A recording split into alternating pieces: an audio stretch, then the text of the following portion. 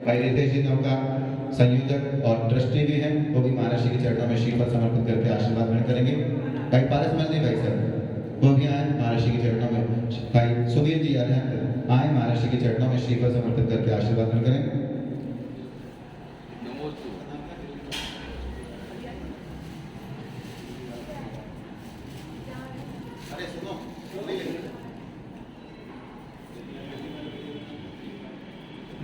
सुनील जी दिल्ली वाला परिवार आए महाराज जी के चरणों में श्रीफल समर्पित करके आशीर्वाद ग्रहण करें। जहांगीर आवाज से भाई साहब पधारे हैं, वो भी महाराज जी के चरणों में श्रीफल समर्पित करके आशीर्वाद ग्रहण करें। और मैं सभी अतिथि महानुभावों से निवेदन करूंगा कि पूज्य गुरुदेव का निर्मल जी जहांगीर हमारे बीच में हैं, वो भी आए महाराज जी के चरणों में श्रीफल समर्पित करके आशीर्वाद ग्रहण। सब पत्नी सब परिवार आए, गुरुदेव के आनंद भक्त हैं।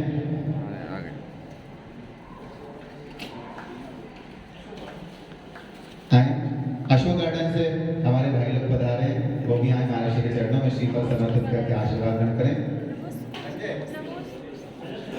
मनीष भाई, मनीष जी अगरबत्ती, एक होती है धूप बत्ती और एक होती है अगरबत्ती। मैं सभी अतिथि महानुभावों से निवेदन करूंगा, निर्मल जी भाई साहब मनोज जी वगैरह सबसे गुरुदेव के चित्र का अनावरण यहाँ से चित्र का अनावरण करने का सौभाग्य प्राप्त करें और दीप प्रज्वलन का सौभाग्य प्राप्त करें।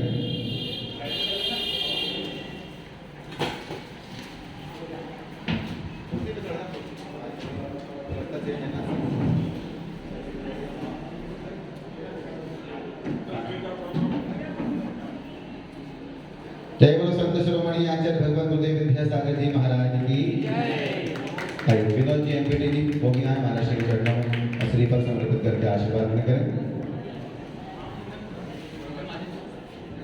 हाँ निर्मल जी विनोद जी सभी चित्रनारायण दीप प्रज्वलन में सहयोग प्रदान करेंगे। आइए सुनील जी दीप प्रज्वलन में सहयोग प्रदान करें। भाई अर्चित जी पधारे हैं अशोक गार्डन से, वो भी महाराज जी के चरणों में श्रीफल समर्पित करके आशीर्वाद ग्रहण करें।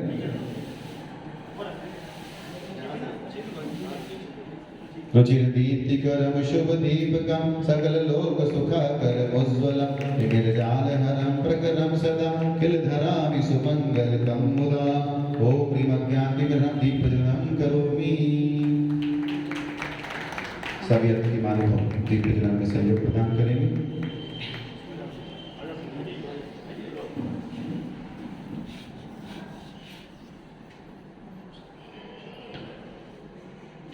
दीप से दीप जलाते चलो, ज्ञान की गंगा बहाते चलो, ज्ञान की गंगा बहाते चलो।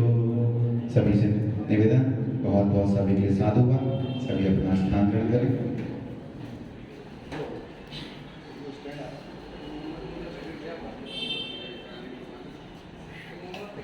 महानुभावों हम सबका परम सौभाग्य है पूज्य आचार्य भगवान गुरुदेव विद्यासागर जी महाराज जी की आसी अनुकंपा हम सब पर हुई है और परम पूज्य श्री संभव सागर जी महाराज सत्संग का मंगल सानिध्य हम सबको प्राप्त हो रहा है। ज्ञान की गंगा बह रही है। मैं कहना चाहूंगा कि कल प्रातःकालीन बेला में सभी लोग थोड़ा ध्यान देंगे। कल प्रातःकालीन बेला में ठीक 8:30 बजे यहाँ पर गुरुदेव की मंगल पूजन होगी और मंगल पूजन के बाद में हम सभी जो 25, 26, 27, 28 4 दिवसीय श्री 24 तीर्थंकर महामंडल विधान एवं विश्व शांति महायज्ञ करने जा रहे हैं। उनके प्रमुख पात्र सौधर्म कुबेर महायज्ञ ईशान सनत कुमार महान करता ये पात्र और ब्रह्मेंद्र आदि सभी पात्रों कल प्रातःकालीन बेला में यहाँ पर चयन होगा। समस्त समाज की समस्त निगम जैन समाज भोपाल की भोजन व्यवस्था यहाँ पर कमेटी ट्रस्ट के माध्यम से की गई है। परसों से विधान प्रारंभ होगा। कल सुबह पात्र चयन के पश्चात मध्याह्न बेला में 2 बजे से इसी स्थान से घट यात्रा प्रारंभ होगी जो जिनालय पहुंचेगी। वहां देवाज्ञा लेंगे और मुनि चरणों के संग में पहुंचकर मुनि महाराज जी को भी यहाँ पर हम आमंत्रित करेंगे। ध्वजारोहण होगा और परसों ठीक 6:30 बजे से श्री जी का अभिषेक शादी पूजन के साथ में विधान प्रारंभ हो जाएगा। संध्या कालीन बेला में प्रभु की मंगल आरती और शास्त्र प्रवचन होगा। ये सारे कार्यक्रम आप सबके बीच में साधारण निगरानी के लिए बहुत मिनिमम राशि सिर्फ 1000 रुपये जोड़ा और 500 रुपये एकल हमने सबको जोड़ने की भावना के साथ, जिससे हर व्यक्ति जुड़ जाए। हर छोटे से छोटा बड़े से बड़ा व्यक्ति इस विधान में अपने तन मन और धन के साथ में सहयोग करे। जिसकी जो योग्यता है उस योग्यता के अनुसार इस विधान में और ट्रस्ट ने निर्णय लिया है, शंकराचार्य नगर ट्रस्ट ने, इस विधान में जो कुछ भी आय होगी उसमें से खर्चा काट करके इन सब में हबीबगंज जिलाने के लिए संपूर्ण राशि जाएगी। ऐसी मंगल भावना के साथ में एक टिकट में दो बजा विधान का विधान और आपकी जो राशि है वो मंदिर के निर्माण में लगने का सौभाग्य प्राप्त होगा। हम सभी पूज्य मुनिवन के पावन चरणों में जिनको भी अभी इंद्राणी के नाम लिखाना है, भैया कागज पेन लेके बैठा करो, सारी में हमारे भैया का नाम लिखो, संजय जैन बिजली, हाँ वो लिखवा दो अच्छे से। हाँ, जिनको भी इंद्राणी बनना है अभी यहाँ पर आप नाम लिखा देंगे भैया के पास में, और हम अभी पुनः एक बार प्रवचन के बाद में महर्षि के चरणों में चलेगा। हम सभी महर्षि के पावन चरणों में नमोस्तु के साथ में निवेदन करते हैं कि हम सभी के लिए अपनी मंगल देशना से कृतार्थ करें। पूज्य मुनिवर शिव स्वाट संभव सागर जी महाराज।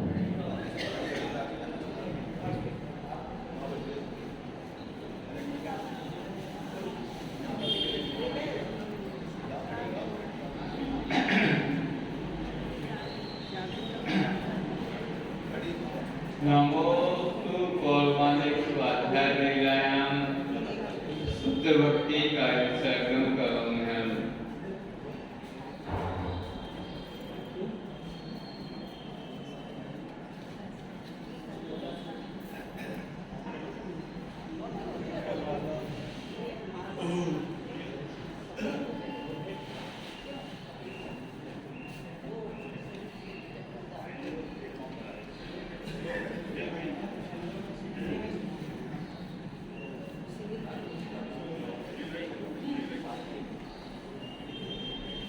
ओंकारबिंदु संयुक्तं नित्यं ध्यायन्ति योगिनः कामदं मोक्षदं चेदे ओंकाराय नमो नमः। अग्र शब्द घन अवगत रक्षालिक सकल भूतल कलंका मुनिरूपा सिद्धिघा सरस्वतेः तो नो दूतम् अज्ञानतिमिरान्धनानां ज्ञानाञ्जन शलाक्या चक्षुर्मीलितमेन तस्मै श्री गुरुवे नमः। परम गुरुवे नमः। परम प्राचार्य गुरुभ्यो नमः। सकल कलश विध्वंसकं शेषां परिवर्तकं धर्म संबंधकं भव्य जीवनः कलियोगकालकमिदं शास्त्रं श्रीबालस्य अनुवेक्षानामधेयम्। अस्य मूलग्रन्थकर्ता श्री सर्वज्ञदेव तदुत्तरग्रन्थकर्ता श्री गणधरदेव प्रतिगणधरदेव तेषां वचोनुसारमासात् आचार्यवर श्री आचार्य कुन्दकुन्ददेव विष्णुं। मङ्गलं भगवान् वीरो मङ्गलं गौतमोऽगणि मङ्गलं कुन्दकुन्दाद्यो जैनधर्मोऽस्तु मङ्गलं। सर्वमङ्गलमाङ्गल्यं सर्वकल्याणकारकं प्रधानं सर्वधर्माणां जैनं जयतुशासनं। कोटिशतं द्वादशैककोट्यो लक्षाणि शीतस्तदिकानि चेत् पञ्चाशदशोत्तरसहस्रसङ्ख्या वेतच्छतं पञ्चपदं नमामि। अरहन्तवासियत्तं गणहं देवेहि गन्धियं सम्मं पठमामि भक्तजुक्तो सुधराणो विहिंसेसा दीक्षान्ते सुतभक्ति काउसो सादृश्यम् अंगो अंग कहने बाहुल कड़यंदी सुत्त परमाणियो पुब्बे चूलिया चेत सुत्तथय थय धमकाहे क्या निष्कारम अंचेमी उदेमी वंदामी रमसामी दुखक उपमक वोहिलाओ सुभैगण समाहि मरणं जेमो संपत्ति हो मज्जन। नमोस्तु पौर्वाणिक स्वाध्याय लीलायां श्रीमद् आचार्य भक्ति का।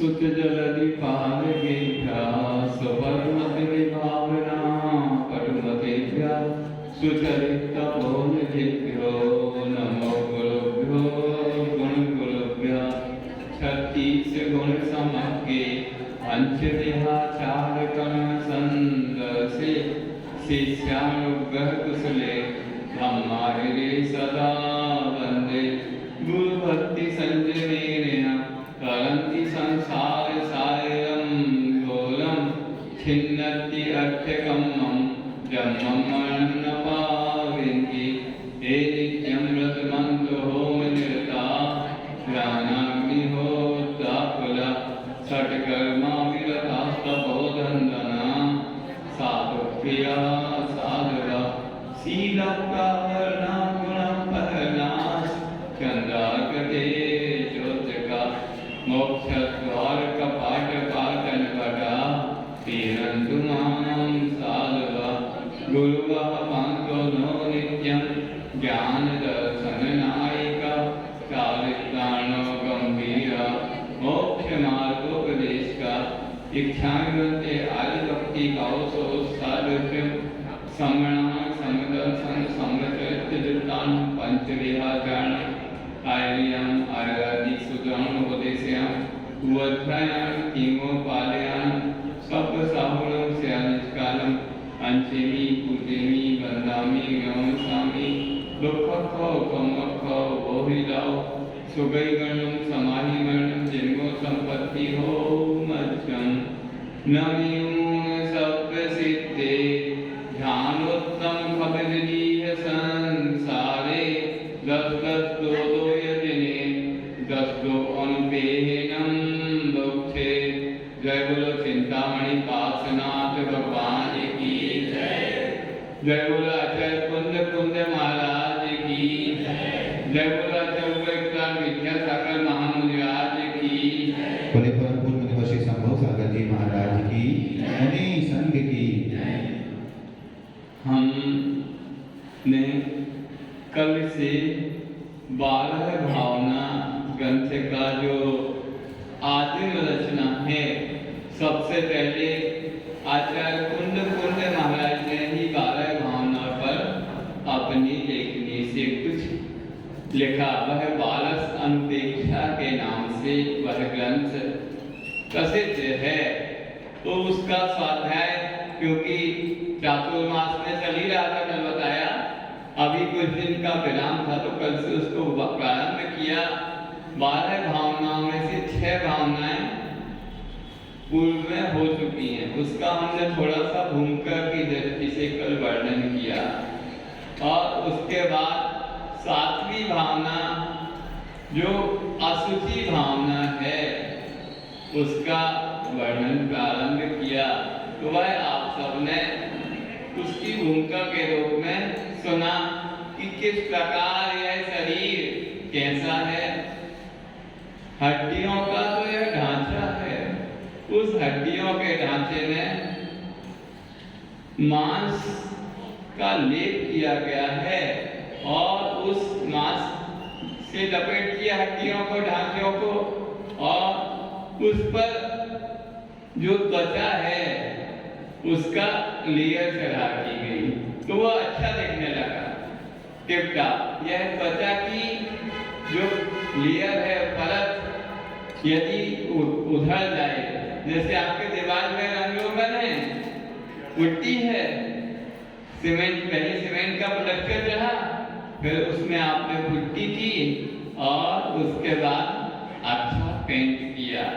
अब पेंट उभर गया तो खराब लगने लगेगा, पुट्टी निकल जाए तो खराब लगने लगेगा, और सीमेंट की जो प्लास्टर है वो भी उभर जाए तो और खराब लगने लगेगा।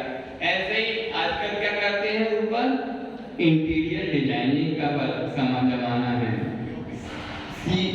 सीलिंग में पीओपी से सीलिंग करते हैं। अब अभी हम लोग कहीं थे इसके पहले जिस मोहल्ले में, तो बताया उन्हें, एक गृहस्थ ने, महाराज जी कल भी महाराज जी के यहाँ रुके थे और महाराज जी जहाँ खड़े करते हैं वहीं रात में वो पूरी पीओपी की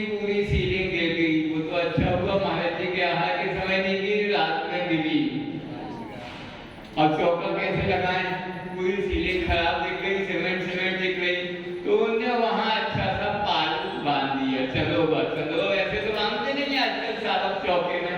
अब वो उसको ढकने के लिए क्या किया, चलोगा बांध दिया। ऐसे ही हमें ध्यान आ रहा है शरीर की कैसी विकृतियां होती हैं। एक व्यक्ति को मुख का कैंसर हो गया, मुख का कैंसर हो गया, उसका ऑपरेशन हुआ, ऑपरेशन के बाद उसका मुख विकृत दिखने लगा, शरीर मुख की जो सुंदरता है वो विकृत हो गई, विरूप हो गया। अब उसको जन सामान्य के पास जाने में बहुत संकोच, सबके बीच में कैसे जाए, क्या करे, इस प्रकार का उस व्यक्ति को बहुत संकोच। उसी में क्या हुआ, कोरोना आ गया, तो कोरोना आ गया तो मुख में मास्क लगाना, तो मुख में मास्क लगाना उसको वरदान साबित हो गया। अब वो मास्क लगा के सामान्य लोगों के सामने अच्छे से जाने लगा। अब कोरोना चला गया, उसको कहा मास्क नहीं लगाओ, पर कुछ नहीं, बिगर मास्क के वो कहीं जाते नहीं, सुरक्षा की पर्पज नहीं है। हमारा जो चेहरा बिगड़ गया है वह कोई देख ना ले। ऐसी कई चीजें होती हैं, शरीर में कोई विकृति आती है तो वस्तुओं के माध्यम से या किसी माध्यम से हम उसको छुपाते रहते हैं। तो आचार्य समर्थभद्र महाराज कहते हैं, स्वभाव तो सुचौ गाये रत्नत्रय पवित्रते।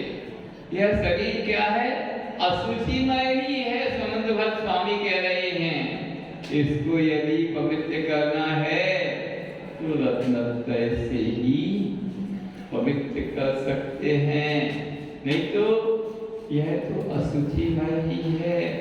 इसमें खून पीप आदि कितने रोग हैं, कितने, मतलब यह स्किन यदि उभर जाए तो शरीर की पूरी गंदगी आपको दिखने लगे। जिस रूप को देखकर आप आकर्षित होते हैं उसी रूप को देखकर आप विकर्षित होने लगेंगे।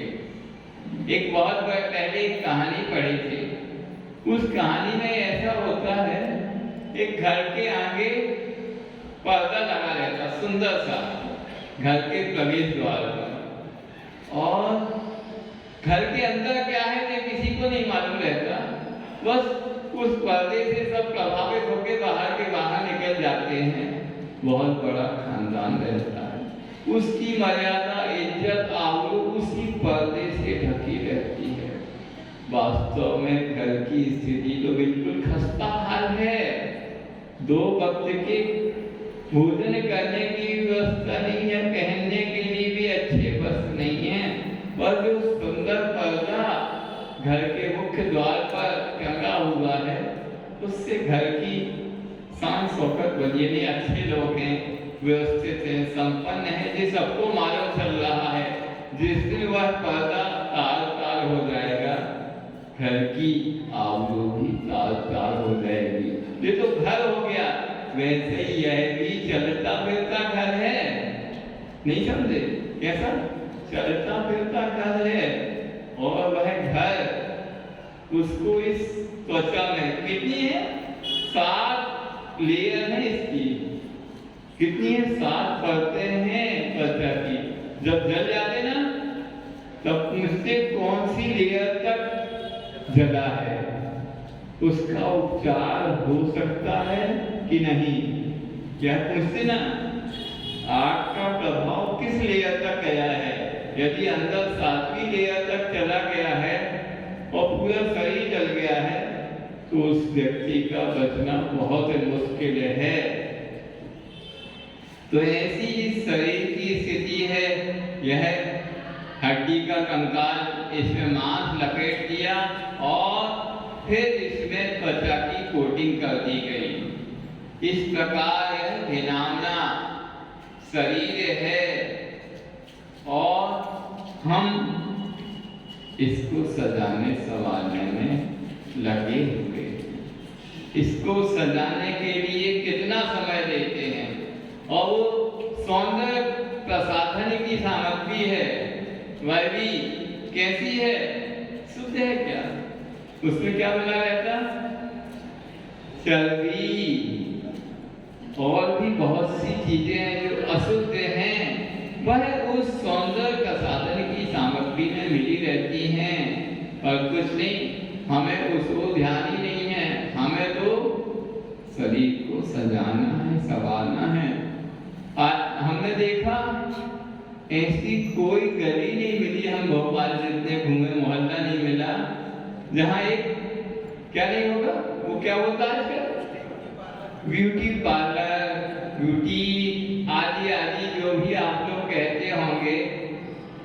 अब महिलाओं के तो ठीक ठीक, पुरुषों के लिए भी इस प्रकार, जेंट्स लेडीज तो लेडीज, जेंट्सों के लिए भी इस प्रकार के प्रसाधन केंद्र खुलने लगे हैं। सोचो हम शरीर को कितना समय दे रहे। अभी कुछ बच्चे आते हैं और हमने उनसे पूछा क्यों पूजन वगैरह मंदिर जाने के लिए समय नहीं आपके पास, नहीं मालूम क्या कहते हैं। कुछ लोग तो सुबह जल्दी उठते ही नहीं है, पर उस बच्चे ने बताया मान जी हम बिल्कुल 6 बजे उठ जाते हैं। क्या करते हैं, 6 बजे उठकर हमारे घर से करीब 10 किलोमीटर दूर किसी गांव का होगा, वो शहर में एक जिम है, तो हम जिम जाते हैं, आधा घंटे जाने में लगता है, 1-1.5 घंटे पूरे जिम में रहते हैं, आधा घंटे आने में लगता है। तो 6 बजे गए तो 9 बजे तक हम वापस होते हैं। सोच लो 3 घंटे सिर्फ शरीर के सजाने में, संवारने में हम अच्छे दिखें, डील हमारा पर्सनालिटी थोड़ी अच्छी दिखे। मैंने कहा तुम्हें मालूम है जो जिम से पर्सनालिटी बनती है, बाद में जिम जाने वालों को कितनी तकलीफ होती है, एक एक मसल्स दर्द करती है, नहीं समझा, एक एक मसल्स उसकी जो उससे यहाँ उभर आती है ना, वो सब पूरा शरीर टूटता है, पूरी जिंदगी उसको समझ में आता है हम जवानी में जिम गए हैं, शरीर बनाया है, जब वह छूट गया तो कितना दर्द होता है। ऐसे ही आचार्य जी बताते हैं विश्व प्रसिद्ध पहलवान था कौन, गामा। वह अपनी जवानी में ना जाने कुश्ती में उसने विश्व के कितने बड़े बड़े पहलवानों को पछाड़ दिया, विश्व का नंबर 1 पहलवान। वह चलती हुई ट्रेन को रोक देता था, ऐसी उसकी प्रसिद्धि थी। वह हाथ लगा दे जोर से तो ट्रेन रुक जाती थी। अंत में मरण के समय उसकी स्थिति कैसी थी, अपने शरीर पर बैठी हुई मक्खी भी उड़ाने में सक्षम नहीं। कहाँ तो वो विश्व के बड़े बड़े पहलवानों को पछाड़ने की ताकत रखता है, और कहाँ अपने शरीर पर बैठी हुई एक मक्खी को भी नहीं उड़ा पड़ा, एक मक्खी उसको पछाड़ दे रही है, यूं समझ लीजिए। यह स्थिति हमारे इस शरीर की बनती है। तो अभी कहने का आशय है जब हमारे हाथ पैर अच्छे से काम कर रहे हैं, सब कुछ सुचारू रूप से काम कर रहा है, तो इस शरीर से हम कुछ धार्मिक कार्य कर लें, यही इस शरीर का सदुपयोग है। जो आप इस शरीर को भोगों में लगाए हैं यह तो दुरुपयोग है। इसके माध्यम से तो शरीर प्रति समय जीर्ण शीर्ण हो रहा है, मिट रहा है। शरीर क्या पुतगल है, पुतगल का स्वभाव ही है पूर्ण गलन, उसमें परिवर्तनशील, हमेशा गलना, गलते रहना इसका स्वभाव है। तो इन हाथों की तभी सार्थकता है कि हम इन हाथों के माध्यम से भगवान का पूजन अभिषेक किया हो, अथवा मुनियों को गुरुओं को आहार दान दिया हो, तभी इन हाथों की शोभा है। इन पैरों की शोभा कब है? हमने जब तीर्थ स्थानों की वंदना की हो, मुनियों की वंदना की हो, बड़े बड़े जिनालयों की वंदना की हो। इन आँखों की भी यही शोभा है कि हमने गुरुओं के जिन बिंबों के दर्शन किए हों, भक्ति में अपने कानों को तप्त किया हो, तभी उनकी शोभा है। नहीं तो अनादिकाल में, भूतकाल में हमने न जाने कितने बार यह मनुष्य पर्याय प्राप्त की, पंचेंद्रियपना प्राप्त किया, संगीपना प्राप्त किया, सब कुछ प्राप्त किया। पर हो सकता कहीं विलेखखंड में हमारा जन्म हो गया, जहां धर्म श्रवण करने का ही अवसर ही नहीं मिला। जैसे जैसे आर्यखंड में जन्म हुआ भी, तो भी जैन कुल में जन्म नहीं हुआ। जैन कुल में जन्म हुआ भी तो ऐसी जगह जन्म हुआ जहां गुरुओं की सन्निधि ही नहीं। पूछो इन लोगों से, दीमापुर से कितने किलोमीटर चल के आते हैं गुरुदेव के दर्शन करने? हजारों किलोमीटर चल के आते नहीं आते? वहां मुनियों का जाना आना ही नहीं। तो जब मन होता है चलो, अब कई साल हो गए, 1-2 साल हो गए, चलो, तो यहाँ चले आते हैं गुरुओं के दर्शन करने, आहार ज्ञान लेने, उनके उपदेश को श्रवण करने के लिए यहाँ चले आते हैं। ऐसी स्थिति है। अब हमें घर बैठे सब कुछ मिल रहा है, प्रभु भी बिल्कुल अपने बिल्कुल करीब में जिनालय है, पास में ही, और गुरुओं का सानिध्य भी मिलता रहता है, तो हमें उसकी दुर्लभता का भान नहीं है।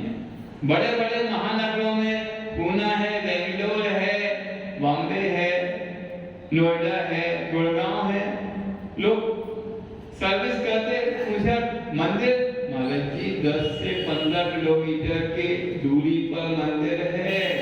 रोज मंदिर जाना, देव दर्शन करना तो हमारे लिए संभव ही नहीं है। फिर क्या करते हैं? वीकेंड में, सप्ताह में जब छुट्टी का दिन होता है तभी मंदिर जाना होता है। नहीं तो 2 घंटे तो हमें वर्क प्लेस ऑफिस जाने में लगता, 2 घंटे आने में, 10 घंटे की ड्यूटी है, हम कहाँ जाएंगे? ऐसी स्थिति है। सुन रहे शंकराचार्य नगर वाले, तुम्हारे तो बाजू में सब कुछ है, भगवान है, एक नहीं 3-3 वेदी के मंदिर है, विशाल मंदिर है। 2002 में 3 में आचार्य के साथ आए थे, तब कितने मंदिर था? एक ही मंदिर था उस समय। आचार्य के आप लोगों का कितना पुण्य का योग कि आचार्य के भले एक दिन के लिए चरण पड़े, यहाँ इस मंदिर में चरण पड़ चुके हैं। ऐसे बहुत से स्थान है जहाँ गुरु जी के चरण ही नहीं पड़े। अच्छा, भैया जी बता रहे हैं जो ऊपर की दोनों बेटियों की प्रतिमाएं हैं, वह आचार्य जी के द्वारा ही सूर्य मंदिर से मंदिर हैं। धन्य हैं आप लोग। वैसे ही आपका नगर का नाम बहुत अच्छा है। क्या नाम है? शंकराचार्य नगर। शंकर का अर्थ समझते हैं? सम मतलब सुख का, सुख को जो करने वाला है वह शंकर है, और उसमें आचार और जुड़ गया तो सुख को करने वाले ऐसे आचार करने थी कि आपके नगर पे बहुत महती कृपा है। उन्हीं के आशीर्वाद से ही हम लोग मुनिराज आपके नगर में आगमन हुआ है। और आप लोगों ने कुछ आयोजन रखा, हमने सुना, क्या रखा? हाँ, भैया जी बता रहे हैं क्या रखा है? 24 तीर्थन का विधान आप लोगों को करना कि महाराज जी को करवाना है? हैं? दोनों करेंगे। भैया, भक्ति पूजन आदि विधान तो आप लोगों के करने के हैं, हमारा तो यही है कि हम उसमें शामिल हो जाएंगे, कुछ आपको धर्मोपदेश दे देंगे, कुछ पूजन विधान के निमित्त से आपके भक्ति से आपको जोड़ देंगे। ऐसे ही हमारा यह है। बाकी तो 2 प्रकार की पूजन होती है। एक द्रव्य पूजन, एक भाव पूजन। तो श्रावक के लिए बताया गया है वह द्रव्य से पूजन विधान करे, और श्रमण के लिए, साधु के लिए बताया गया है कि उसके पास कोई द्रव्य तो होती नहीं, कोई भी तिलकुश मात्र का भी परिकर उसके पास नहीं है, तो वह भाव पूजन करता है, भाव भक्ति करता है। हम आपकी उस द्रव्य पूजन, द्रव्य भक्ति में हम अपने भावों के द्वारा आपको अपना अर्घ समर्पित करेंगे, आप पूजन करेंगे, भक्ति करेंगे, सब कुछ करेंगे। और सुनते हैं आप लोग बता रहे आपका पूजन करने का, विधान करने का, वैसे तो पूजन रोज करते हैं, वह जैसी पूजन होती है, और कुछ नैमित्तिक पूजन होती है, कुछ विशेष अवसरों पर। जैसे आप भोजन रोज करते ना, हमेशा भोजन करते एक दिन भी नहीं, अब कुछ विशेष अवसरों पर कुछ विशेष भोज्य पदार्थ तैयार किए जाते हैं।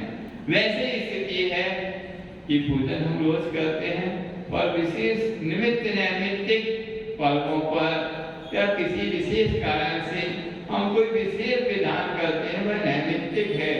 तो इसमें पूरे वर्तमान काल के 24 तीर्थंकर की एक साथ पूजन करने का यह आयोजन है। भगवान आदिनाथ से लेकर भगवान महावीर पर्यंत जो वर्तमान काल की 24 है, उसकी एक साथ हम सब मिलके पूजन भक्ति करेंगे, भाव पूजा वंदना आदि सब स्तुति करेंगे। हम पूरी 24 भगवान को स्मरण करेंगे। विश्ववज्र संभव अभिनंदन, सुमति पद्म सुपास जिनराय, चंद्र बहुक शीतल श्रेयांश, वासुभूज पूजित सुराय, विमल अनंत धर्म जस उज्जल, शांति कुंज अरुमल मनाय, मुनि सोप्रत नमिने निपास, वर्धमान पद शीस नवाय। एक दोहे के माध्यम से, छंद के माध्यम से आपने पूरे 24 तीर्थंकर भगवान को स्मरण कर लिया। तो ऐसे पूजन की पद्धति है, छोटी बड़ी मझोल। छोटे से छंद के माध्यम से आपने पूरे 24 तीर्थंकर को स्मरण कर लिया, मझोल 24 ही पूजन कर लिए, मझोली पूजन हो गई 24 तीर्थंकरों की। अब बहुत बड़ा विधान का आयोजन कर लिया, और विस्तार से हम भगवान की पूजन करेंगे। तो भगवान की पूजन करने के लिए समय और धन की दोनों की कंजूसी नहीं करना चाहिए। जो इनकी कंजूसी करेगा वो कंजूस तो रहेगा ही रहेगा, उसके अंटी में भी कुछ नहीं रहेगा। क्यों? आप भगवान के यहाँ सिर्फ समय की कटौती कर रहे, तो आपका समय ही, आपकी दिन खराब गुजरेंगे, ये समझ लो, आपका समय ही खराब गुजरने वाला है। ऐसा बहुत होता है। ऐसे ही भगवान की पूजन करने के लिए भी द्रव्य भी श्रेष्ठ से श्रेष्ठ द्रव्य होना चाहिए। जैसे हम भोजन के लिए सोचते ना, अच्छे से अच्छा भोजन सामग्री हो, वैसे ही पूजन में भी सामग्री श्रेष्ठ हो। ये नहीं, चढ़ाने के लिए जो बादाम है वह छोटी सी है, फोड़ो तो कड़वी निकलेगी, खा नहीं सकते, और अपने खाने के लिए मीठी बादाम। अब भगवान को कड़वी बादाम चढ़ाएंगे तो फल भी कड़वा ही मिलेगा। ऐसे ही जब हम पूजन की बात करते हैं, विधान की बात करते हैं, तो किनकी पूजन करें? भगवान की पूजन करें। तो भगवान की पूजन करें तो भगवान का जिनालय तो हमारे पास है ही, पर बात यह आती है कि ऐसे जो हमने जिनालय बनाया है, इसकी उम्र कितनी है? आरसीसी वर्ग है, सीमेंट लोहे से बना हुआ है, ज्यादा से ज्यादा 60, 70, 80 साल। अब प्राचीन काल में जो जिनालय बनाए जाते थे, मंदिर बनाए जाते थे, वे चूने और पत्थर के बनाए जाते थे, तब वह मंदिर अभी तक हजारों साल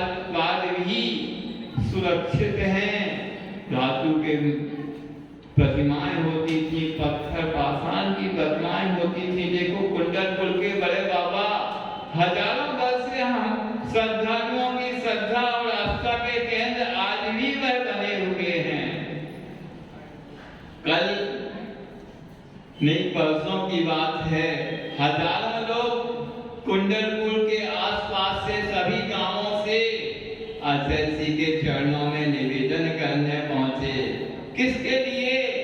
कि आपके आशीर्वाद से जो कुंडलपुर का विशाल पाषाण निर्मित मंदिर का निर्माण कार्य पूर्ण हो गया है।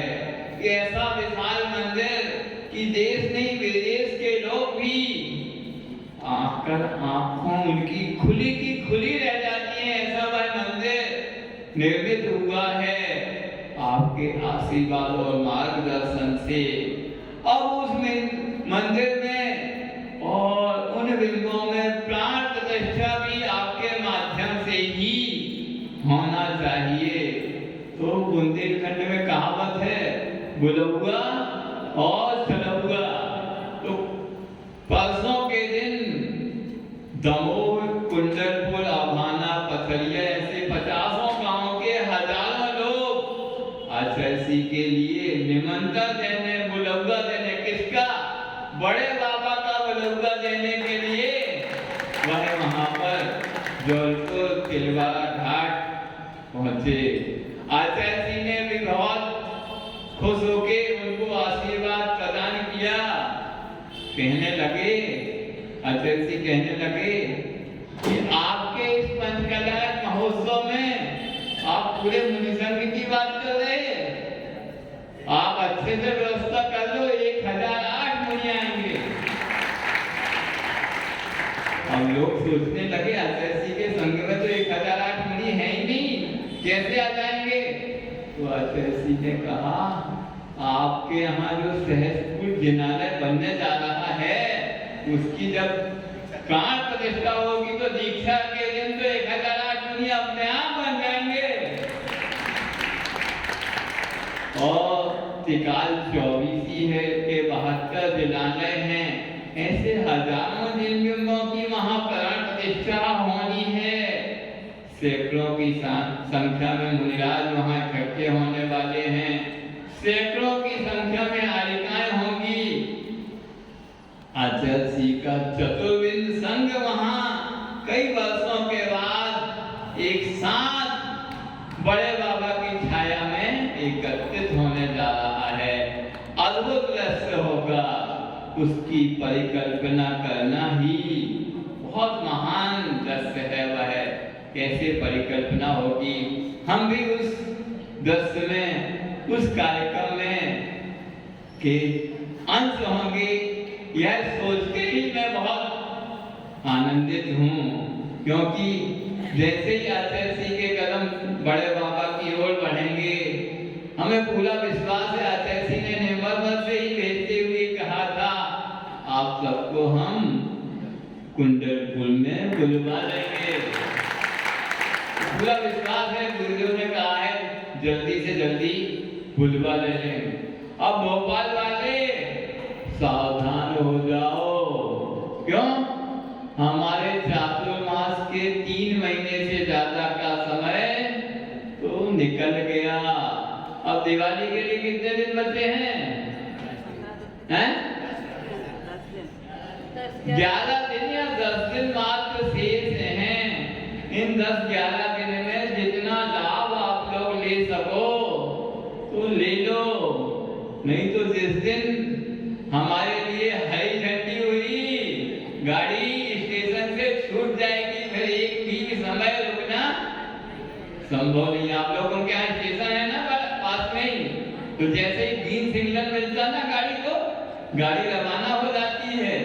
दिवाली तक ही लाल झंडी है, दिवाली हुई नहीं, हरी झंडी हो जाएगी। तो आप लोग देख लीजिए मुनि संघ के इतना समय शेष है, कैसे सदुपयोग कर सकते हैं। बात जिनालय की चल रही थी और सुयोग से आचार्य जी ने भोपाल वासियों को भी यह चातुर्मास जो प्रदान किया है वह चातुर्मास भी जिनालय के निमित्त से ही दिया गया है। वह भी कौन सा जिनालय? MP नगर जो आप कहते हैं, महाराणा प्रताप नगर, कुछ और भी नाम है, हबीबगंज भी कहते हैं, उसमें बनने वाले विशाल पाषाण के जिनालय के जिसका शिलान्यास आज से 5 वर्ष पूर्व स्वयं आचार्य श्री के सानिध्य में हुआ था, उसी जिनालय की उस कार्य को और गति प्रदान करने के लिए ही गुरुदेव ने यह चातुर्मास पूरी की पूरी भोपाल नगरी के लिए चातुर्मास दिया है। ऐसा नहीं सिर्फ चौक के लिए दिया है। अभी हम लोग जहां जहां से भ्रमण करके आए, लोग कहने लगे, अभी लाल घाटी वाले यहाँ छोड़ने आए थे, कहने लगे महाराज जी पहली बार लग रहा है कि भोपाल की पूरी राजधानी का चातुर्मास हो रहा है। नहीं तो इससे पहले लगता था कि महाराज जी आए, पूरे चौक का चातुर्मास हो गया, एक आध दिन हमारे यहाँ मंदिर में जिनालय में दर्शन करने आए, बस हो गया। तो हम क्या करें? गुरुदेव का ऐसा आशीष है, उन्होंने कहा पूरे भोपाल में चातुर्मास करना है, भोपाल के एक एक मंदिर में दर्शन भ्रमण करना है और भोपाल के एक एक जैन परिवार को उस विशाल मंदिर से जोड़ना है। पाषाण से निर्मित होने वाला, जो हजारों वर्ष के लिए जो निर्मित होने वाला मंदिर है, उससे भोपाल के एक एक परिवार को जोड़ना है। कैसे जोड़ना है? आपने देखा, लोग सोचते हैं उस इतना बड़ा जिनालय बन रहा है, बहुत भव्य मंदिर है पाषाण का, उसमें बड़े बड़े दानदाताओं का ही पैसा लगेगा, उसी से बनेगा। इस भूल में नहीं रहना। आचार्य श्री की यह भावना रहती है कि मंदिर के निर्माण से प्रत्येक व्यक्ति जुड़े, छोटे से छोटा व्यक्ति भी जुड़े उससे। ऐसा नहीं, उसे भी लगे कि इस मंदिर में हमारा भी थोड़ा सा धन लगा है और उसकी जो आने वाली पीढ़ियां होंगी वह भी गौरवान्वित होंगी कि हमारे पूर्वजों ने इस मंदिर में थोड़ा सा द्रव्य दान दिया था, हमारे द्रव्य से इतना विशाल मंदिर है। वहां से निकलने वाले सब लोग देखेंगे, देखो जैनियों का यह विशाल मंदिर है। वह MP नगर का मेन स्थान है, वहीं से मेट्रो ट्रेन गुजरती है, वहीं से फ्लाईओवर है और उसकी ऊंचाई मेट्रो ट्रेन जहां से गुजरेगी वहां तक तो उसका बेस आया है, चबूतरा आया है, उसके ऊपर से मंदिर निर्माण होगा। वह अद्भुत दृश्य होगा, अनोखा दृश्य होगा। जैन ही नहीं, अजैन भी उस मंदिर की एक झलक पाने के लिए लालायित होंगे। वह सोचेंगे बाहर से जब गुजरते समय सड़क से कि एक बार तो मंदिर के अंदर जाके देखना है, ऐसी अद्भुत कौन सी कृति का निर्माण किया है जैनियों ने। वह हमारे गौरव का विषय होगा। उस गौरव को और गौरवान्वित करने का समय आप लोगों के समक्ष उपस्थित हुआ है। यह अवसर आपके समक्ष आया है। हम अपने छोटे से छोटे माध्यम से जुड़े, तो कैसे छोटे से छोटे माध्यम से जुड़ सकते हैं, उसको एक कथा के माध्यम से हम कहना चाहते हैं। पहले के समय में बहुत बड़े बड़े राजा महाराजा होते थे। एक ही राजा ने सोच लिया तो विशाल मंदिर वह स्वयं बना देता था और उसका पंचकल्याण प्रतिष्ठा आदि प्राण प्रतिष्ठा भी वही करता था, वही यजमान होता था, सब कुछ वही करता था और उस राज्य की पूरी प्रजाजन को उसमें आमंत्रित करता था, सब करता था। ऐसे ही एक कार्य दक्षिण भारत में संपन्न हुआ सेनापति चामुंडराय के माध्यम से। कोमटेश्वर बाहुबली भगवान निर्मित हुए। पत्थर में विशाल प्रतिमा उकेरी गई। आचार्य नैमिचंद सिद्धांत चक्रवर्ती के माध्यम से उन्होंने बता दिया, जैसे चामुंडराय की मां कालल देवी को स्वप्न आया भगवान बाहुबली की पूजन पर्व की प्रतिमा के दर्शन करने का। उसने वह बात माँ ने अपने पुत्र सेनापति चामुंडराय को कही। अब पूजन कुल कहाँ है, बाहुबली कहाँ है, यह विगत विश्व में किसी को मालूम ही नहीं, कैसे दर्शन हो। तो माँ और उसका सुपुत्र दोनों आचार्य नेमिचंद महाराज के पास आते हैं कि ऐसा हमारे माँ की इच्छा है, उन्हें स्वप्न आया है, वह कैसे पूरा हो। तो नेमिचंद आचार्य बताते हैं कि उसका उपाय मैं तुम्हें दोनों को बताता हूँ। वह गोमतेश के उस विशाल पर्वत पर ले गए, बिंदगिरी और चंद्रगिरी, और उन्होंने संकेत करके बताया जो विशाल शिला दिख रही है, इसी से भगवान बाहुबली उकेरे जाएंगे। और नेमिचंद आचार्य के निर्देशन में वह कार्य प्रारंभ हो गया और चामुंडराय ने भी अपना कोषागार खजाना खोल दिया कि इस प्रतिमा के निर्माण में जितना भी द्रव्य लगे उसकी कोई कमी नहीं। पूरा द्रव्य उन्हें खजाना खोल के विशाल प्रतिमा बनवाई, सब कुछ हुआ। उसका विशाल पंचकल्याणक का आयोजन हुआ, पूरे पंचकल्याणक हो गए, प्रतिमा प्रतिष्ठित हो गई। अब जब एक ही व्यक्ति इतना सब कार्य संपन्न कराए तो उसके अंतरंग में थोड़ा बहुत कुछ अहंकार आ सकता है। मनुष्य वैसे ही मान का पुतला है। तो जब प्रतिष्ठा हो गई, सब हो गया, उसके महामस्तक अभिषेक की बारी आई। सबसे पहले राजा सेनापति चामुंडराय स्वयं बहुत बड़े कलश के माध्यम से, बड़े बड़े कलशों के माध्यम से अभिषेक करता है। और उसके बाद बहुत बड़े बड़े योद्धा उस बड़े बड़े कलशों से अभिषेक कर रहे हैं। पूरा विशाल जनसमूह भगवान के उस गोमतेश युक्त अद्भुत रचना है, पहली बार दर्शन कर रहे, अभिषेक कर रहे हैं। सामने बैठ के उस दृश्य को निहारने के लिए, अद्भुत दृश्य को निहारने के लिए लाखों की जनता बैठी है। भगवान के उस अभिषेक को देखने, रूपी दृश्य को देखकर अपने आंखों को तृप्त करने के लिए। पर देखते क्या है, इतने विशाल विशाल कलशों से, हजारों कलशों से अभिषेक हो रहा है और अभिषेक का जल नीचे तक है, पूरी प्रतिमा भीग ही नहीं रही है। ऐसा कौन सा आश्चर्य है कि जल बीच में ही रुक जा रहा है। सब अपने अपने प्रयास में लगे हैं, सब अपने अपने भक्ति में डूबकर अभिषेक करने में का प्रयास कर रहे हैं कि पूरी प्रतिमा अभिषिक्त हो जाए, स्नापित हो जाए। कुछ नहीं हो पा रहा है। अब बहुत समय निकल गया, सभी श्रद्धालुओं के चेहरे पर, माथे पर सिकन आ गई। आखिर है क्या, इतने बड़े आयोजन में ऐसी कौन सी कमी रह गई है कि पूरा कार्य संपन्न हो गया, इतनी रुकावट क्यों आ गई।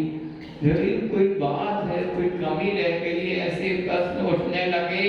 और स्वयं चामुंडराय के प्रति भी लोगों के प्रश्न उठने लगे और स्वयं चामुंडराय को लगने लगा कि उससे कोई कमी तो नहीं हो गई है, कोई कमाल तो नहीं हो गया, कुछ तो नहीं हो गया।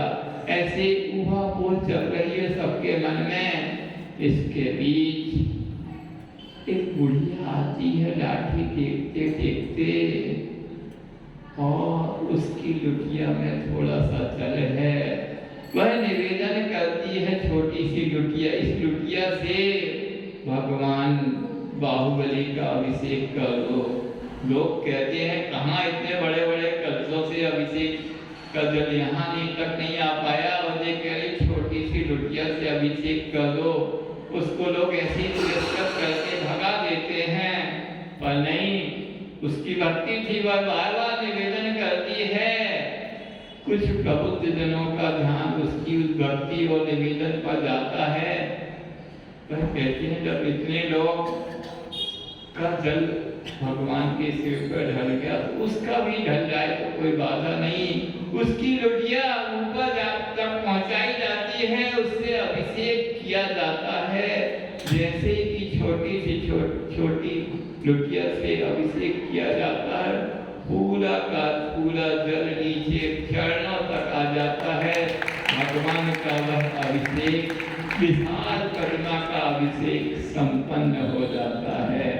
तो वह इसका प्रतीक है कि भगवान किसी के नहीं होते, जिनालय किसी के नहीं होते। चामुंडा यह अहंकार नहीं करें कि हमने भगवान बनाई इतने विशाल। भगवान तो भक्त के होते हैं और भक्त ही भगवान बनाता है। नहीं समझे? हमारी भक्ति में ही वह शक्ति होती है कि हम भगवान को प्रकट कर दें। वह भक्त छोटा और बड़ा कोई नहीं होता। ऐसा नहीं कि मंदिर या जिनालय बनाने में, जिनबन बनाने में जिसने सबसे ज्यादा दान दिया वही सबसे बड़ा भक्त है, जिसने कम दिया तो वह कम भक्त है। ऐसा नहीं है। भक्त तो भक्त होता है। वह गुड़िया की लुटिया देख के आप समझ सकते हैं, उसमें छोटा बड़ा कुछ नहीं होता। वैसे ही जब बड़े बड़े जिनालयों के बनने की बात चल रही थी, आपके बाजू में अभी नेमावर का विशाल जिनालय बना। जब 97 में जब हम शुरुआत में नेमावर गए थे, जब हमारी पहली क्षुल्लक दीक्षा हुई थी, उस मंदिर का शिलान्यास हुआ था। तो उस समय देश के बड़े बड़े श्रेष्ठी आए थे उस शिलान्यास में। मैं नाम नहीं दूंगा उनका, क्योंकि नाम लेने से कई बार गड़बड़ हो जाता है। तो उनकी ओर से ऐसा निवेदन आया गुरु जी के पास कि हम एक ही व्यक्ति या दो व्यक्ति मिलकर इस विशाल जिनालय को बना सकते हैं, आप आशीर्वाद दीजिए। आचार्य सिंह ने मना कर दिया। हम यह एक व्यक्ति का जिनालय नहीं बनेगा, यह हर जन सामान्य का जिनालय बनेगा। हर जन सामान्य का, हर भक्त का उदर उस जिनालय में लगना चाहिए और उसकी भावनाएं उस जिनालय से जुड़नी चाहिए। उसकी जो भावनाएं जुड़ेंगी, उसकी भक्ति जुड़ेगी, उस भक्ति से ही वह जिनालय बनेगा। और आचार्य के वह 97 के वह वाक्य आज सन 2021 में पूरे हो गए कि एक भक्त के भक्ति से वह जिनालय संपन्न हो गया, पूर्ण हो गया। और अभी लाख बाधाओं के बाद भी उस जिनालय की, उस भव्य जिनालय की पंच कल्याणक प्रतिष्ठा सानंद संपन्न हुई। पूरी दुनिया में कोरोना का राज था। सरकार की ओर से कोई अनुमति नहीं थी कि कोई भी बड़ा कार्यक्रम किया जाए। तो आचार्य सिंह ने कहा कार्यक्रम तो होगा, कार्यक्रम रुकेगा नहीं, पर कार्यक्रम आदर्श पंच कल्याणक होगा। बहुत सीमित संख्या में सिर्फ मुख्य पात्र ही उस कार्यक्रम को संपन्न करेंगे, बाकी सब लोग अपने घर बैठकर ही संचार माध्यमों से, चैनलों से इस कार्यक्रम को देखेंगे। पूरे देश ही नहीं, पूरे विश्व ने उस कार्यक्रम को देखा और बहुत आनंद मनाया उस कार्यक्रम के साथ देखकर कि इस काल में भी इतना अच्छा कार्यक्रम हो सकता है। तो आचार्य जो सोच ले वह होके रहता है। आचार्य ने सोच लिया कि नहीं, एक व्यक्ति विशेष का मंदिर नहीं बनेगा, वो तो जन जन की भावना का मंदिर बनेगा। तो वह जन जन की भावना से वह मंदिर बन गया। क्योंकि आचार्य का 50-55 साल का सैन्य अनुभव है। वह नगर नगर गए, जगह जगह गए। एक नगर का तो हमें ध्यान है, वहां जिनालय है। एक जिनालय को कहते हैं जे सिरटी मंदिर है, एक को कहते हैं जे गोल्हा मंदिर है, और एक को कहते हैं जे बड़कुल मंदिर है। तो मैंने कहा तुम्हारे यहाँ कोई जिनेंद्र देव का जिनालय नहीं है? एक तो शिव जी का मंदिर हो गया, भगवान का मंदिर तो हुआ ही नहीं, और एक बड़कुल जी का हो गया, एक गोल्हा जी का हो गया। तो तुम्हारे यहाँ तो कोई दिनेश भगवान का जिनालय है ही नहीं। तो वही बात आचार्य के ध्यान में होगी, अगर किसी एक व्यक्ति ने बना दिया मंदिर तो उनका ही मंदिर पर कहलाने लगेगा, लोग कहेंगे ये सेठ जी का मंदिर है। जब उस मंदिर में जन जन की भागीदारी होगी तभी वह भक्तों का भगवान होंगे और भक्तों का मंदिर होगा। तो आचार्य की यही विशाल सोच थी भोपाल वालों के लिए कि भोपाल के एक एक व्यक्ति उस जिनालय से जुड़े हैं। एक एक व्यक्ति का छोटा, जैसे उस बुढ़िया की छोटी सी लुटिया ने कमाल कर दिया, वैसे ही आपकी छोटी छोटी सी राशि भी उस जिनालय के निर्माण में जुड़ के आपकी भक्ति ही उस जिनालय को पूरा करेगी। जैसे उस गिलहरी का आपने सुना होगा, जब भगवान राम को समुद्र पार करना था रामचंद्र जी को, और सीता का हरण हो गया था। सीता लंका में रावण के महल में थी, अशोक वाटिका में थी, और समुद्र विशाल सेना समुद्र कैसे पार करे, तो समुद्र पर पुल बनाया जा रहा था। तो बहुत से योद्धा सैनिक आदि उस पुल बनाने में लगे हुए थे। वहां देखा गया सब अपनी कार सेवा कर रहे थे। वहां रहने वाले जो भी राम को मानने वाले थे, जो भी धर्म के पक्षधर थे, वह सभी उस पुल बनाने में लगे थे। मनुष्य तो मनुष्य, पशु पक्षी भी उस कार्य में कर रहे थे। तो वहां एक गिलहरी भी कुछ कार्य कर रही थी। तो किसी ने देखा, पूछा गिलहरी से, तुम क्या कर रही हो? पशुओं की पक्षियों की भी कुछ भाषा होती है। तो उसने कहा, मैं भी पुल बनाने में सहयोग कर रही हूँ। तो कैसे कर रही हो? वह गिलहरी पहले पानी से अपने को भिगोती थी, फिर रेत में लोट-पोट कर धोती थी। उसके शरीर में, बालों में रेत छप जाती थी, और उस रेत को वह पुल के जहाँ निर्माण होता था वहाँ जाके छोड़ देती थी, जिसको आप कहते हैं डिलीवरी कर देती थी। यही बोलते ना, रेत की डिलीवरी करो, गिट्टी की करो, सीमेंट की करो। तो वह कितने त्वरित तरीके से वह डिलीवरी कर रही थी। उसका असर था कि मेरी भावना तो है, मैं शुद्ध प्राणी होकर भी, मैं तो यही मेरी भावना है कि कितने जल्दी से जल्दी यह पुल बन जाए और रामचंद्र जी और उनकी सेना पुल से पार करके कितने जल्दी से जल्दी सीता माँ को अपने वापस ले आए। वैसे ही उस गिलहरी की जगह आप अपने आप को रखो कि कैसे हम भक्ति के माध्यम से उस जिनालय को कुछ अपना द्रव्य समर्पित कर पाए और जल्द से जल्द वह जिनालय संपूर्ण हो जाए, संपन्न हो जाए उसका निर्माण। जैसे कि हजारों लोग अभी कल परसों कहाँ गए हैं? जबलपुर गए हैं आचार्य जी को निमंत्रण देने, आमंत्रण देने कि आचार्य भगवान कुंडलपुर का, जो हमारे इलाके का ही नहीं, देश का, प्रदेश का नहीं, पूरे विश्व की धरोहर है कुंडलपुर के बड़े बाबा, वह मंदिर का कार्य संपन्न हो गया है। क्योंकि कुंडलपुर वाले कई बार आते थे, सैकड़ों की संख्या में आते थे। तो आचार्य जी कहते थे, मैं अब ऐसे नहीं आऊंगा। कैसे आऊंगा?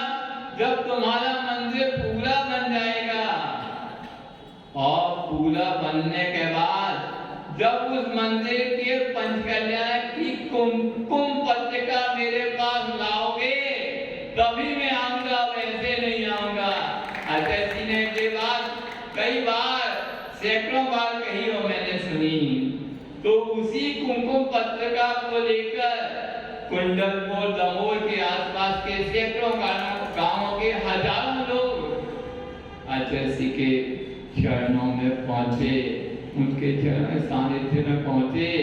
कहने लगे, महाराज आपने जो कहा था वह पूरा करके लाए हैं, मंदिर पूरा हो गया है और मंदिर के पंच कल्याण की कुमकुम पत्रिका भी आपके चरणों में भेंट करने आए हैं। तो वैसे ही भोपाल वासियों के लिए आह्वान है, एक दिन आप भी मंदिर का निर्माण पूर्ण करके उसकी कुमकुम पत्रिका पूरे भोपाल वासी लेके जहां पर आचार्य श्री हों वहीं पर पहुंचेंगे कि आचार्य श्री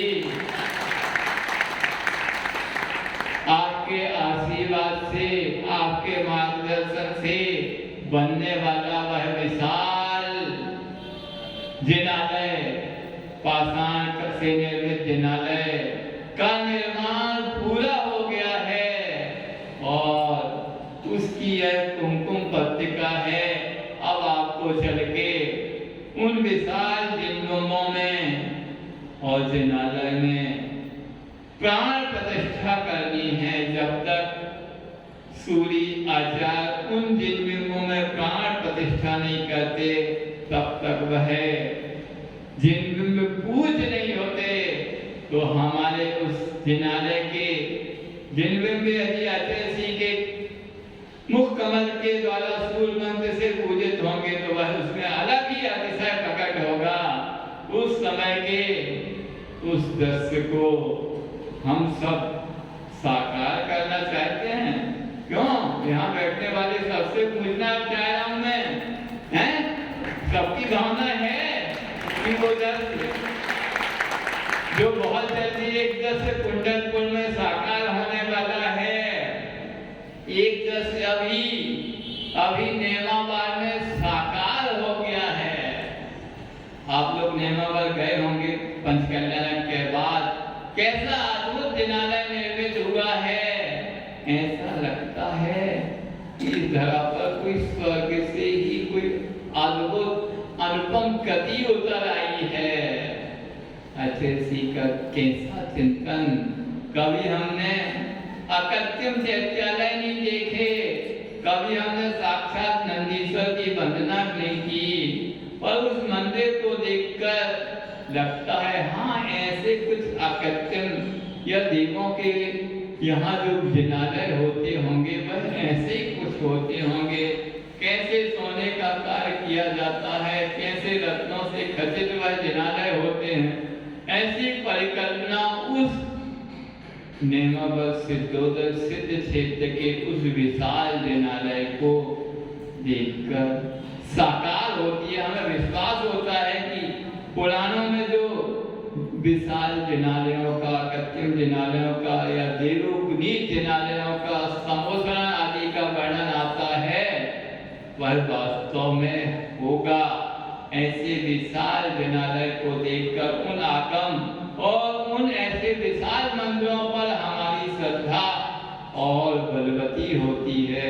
नहीं तो कोई कह सकता आगम में जो लिखा होगा हमने तो कभी देखा नहीं, पर ऐसी कथियां देखकर हमें भरोसा होता है कि आगम में भगवान ने जो भी कहा है वह सच है। जब इस युग में भी ऐसे जिनालय के साक्षात हम दर्शन कर रहे हैं तो देवों के और देवों पुनीत कैसे समुचरण जिनालय होते होंगे जिनके दर्शन कर सकते हैं। तो भोपाल वासियों, हमें दर्शन का ही नहीं, हमें और ज्यादा पुण्य का अवसर मिल रहा है कि ऐसे विशाल जिनालय को अपने सामने हम बनते देख रहे हैं। हमने कुंडलपुर के बड़े बाबा तो हजारों वर्ष पहले बने, हमने उनको बनते नहीं देखा। हम सिर्फ उनके दर्शन करने से अपने नेत्रों को तप्त करते, उनके बंधन करने के, उन पर अभिषेक करके हम अपने हाथों को सफल बनाते हैं। ये हाथों का उनके बंधन करके वहां तक पहुंच के अपने पैरों को सफल बनाते हैं। पर भोपाल ही नहीं पूरे प्रदेश सबको यह सौभाग्य है कि कुंडलपुर के बड़े बाबा जैसे विशाल जिनालय बनाने का अवसर आप भोपाल वासियों को आया है। उस जिनालय को आप बनते हुए देख सकते हैं अपने हाथों से। और तो उसमें हम अपनी कुछ कार सेवा भी कर सकते हैं जाकर, जैसे उस गिलहरी ने कुछ सहयोग किया, हम भी कुछ अपने शरीर के माध्यम से कुछ सहयोग कर सकते, कुछ श्रमदान कर सकते हैं, कुछ अर्थ दान कर सकते हैं, कुछ धन का दान कर सकते हैं, जिससे वह जिनालय सीख से सीख बन जाए। तो जहाँ जिससे जो भी सहयोग हो वह इसमें आएगा कि भविष्य उसको याद करेगा कि हाँ, हमने भी सहयोग किया, हमारी पीढ़ी, पुरानी पीढ़ियों, पूर्वजों ने भी इस जिनालय के निर्माण में सहयोग किया है। कहीं न कहीं आपका नाम भी लिया जाएगा। सिर्फ दीवारों में लिख देना नाम नहीं होता, पर तो अपने आप कई पीढ़ी तक जाता है। पीढ़ियां खुद कहती हैं कि हमारे पूर्वजों ने इस जिनालय में कुछ निर्माण में सहयोग किया। तो आप इस अवसर से कैसे जुड़ें? विधान के माध्यम से जुड़ें, योजनाओं के माध्यम से जुड़ें, सब जुड़ें। गोपाल का ऐसा कोई भी व्यक्ति नहीं हो कि वह उससे जुड़े नहीं। अभी एक बहुत बड़ा आयोजन हुआ। क्या हुआ? मतलब देश की एक बहुत बड़ी समस्या चल रही थी। आपने देखा कई वर्षों से कई वर्ष उसमें लग गए थे। बाबरी मस्जिद वर्सेस राम मंदिर, एक कोर्ट, न्यायालय कोर्ट के और सरकार के सहयोग से वह समस्या बहुत अच्छे से सुलझ गई। जो राम जन्मभूमि थी वह उनको सौंप दी गई। उसके बाद पूरे देश ने संकल्प किया कि हमें राम मंदिर उसी स्थान पे बनाना है। तो कैसा संकल्प किया? पूरे घर घर से हम चंदा करेंगे, जिससे प्रत्येक व्यक्ति की श्रद्धा आस्था उस मंदिर से जुड़े। पूरे के पूरे देश में लोग भ्रमण किए, एक कार्यकर्ता एक घर में गया, एक व्यक्ति से जिसने जो दान दिया उसने राम मंदिर के लिए दान लिया और उस राम मंदिर के निर्माण में उसकी भावनाओं को जोड़ा। आज देखा गया जितनी जरूरत थी राम मंदिर निर्माण की, उससे कई गुना पैसा एकत्रित हो गया। केवल उसकी भावनाओं का प्रतीक है कि इतनी जनता उस मंदिर से, पूरे देश की जनता, सभी वर्गों की, सभी संप्रदायों के लोगों ने खुल के दान दिया।